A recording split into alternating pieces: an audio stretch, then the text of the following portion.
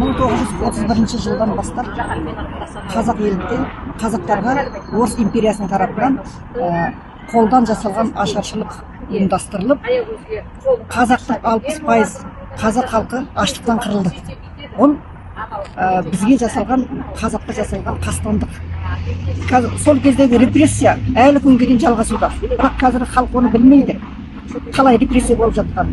Мысалға, Алға Қазақстан партиясының Марат Жыланбаев, ол тек қана әділдік іздеген үшін, Алға Қазақстан партиясының жетекші болғаны үшін, қазақтың жері қазаққа тиесілі дегені үшін 7 жылға сотталып отыр.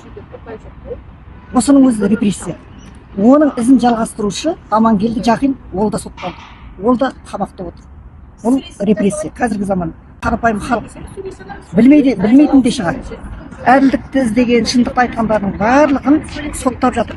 Осы репрессия кімнің қолынан болып жатыр? Осы репрессия қазақтың қолынан болып жатыр. Қазақты қазақ қорлап жатыр, қазақты қазақ соттап жатыр, қазақты қазақ өлтіріп жатыр. Мынаның бәрі осы репрессия. Баяғыда 31 жылы орыс империясының қолынан келген болса, қазір қазақтың қолынан келіп отыр. Сонда әділдік қайда? Мына билікте отырғандарды сатқын демей не деп айтуға болады? Сатылып отырға бәрі. Қазақты қазақ құртып отыр, қазақты қазақ шеттеп отыр. Қазір мінекей Қытайдан келіп жатыр, оларға сразу береді гражданствоны. Ресейден келген қуғын қашып жүр, өзінің соғысынан қашып жүрген орыстарға, оларға беріп жатыр гражданствоны. Біздің қандастарымыз алады ма? 5-6 жылдан кейін алады деген оған сондай шарт қойып қойған, оны да ала алмай жүр.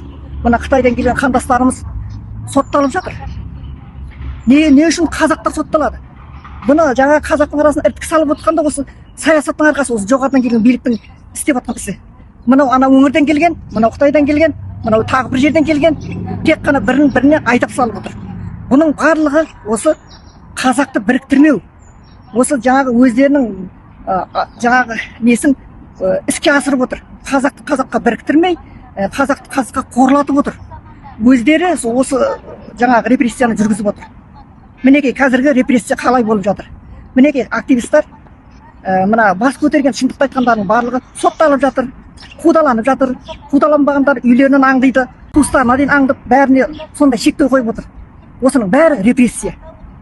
Ояныңыздар, көздеріңізді ашыңыздар. Репрессия қазір бұрынғыдан да күшті жүріп жатыр. Әділдік іздегендер қамауда, педофил, жаңағы нелер, адам өлтіргендер бостандықта жүр. Осыдан білуге болады, әділдік бар ма? Соттың өзінде әділдік жоқ. Ана билік не істейді? Біреуді қама десе қамайды, босат десе босатады. Міне біздегі жаңа Қазақстан. Сол үшін оянайық, ұмытпайық осы бұрынғы жаңағы ашаршылық қолдан келгендігі. Алға Қазақстан.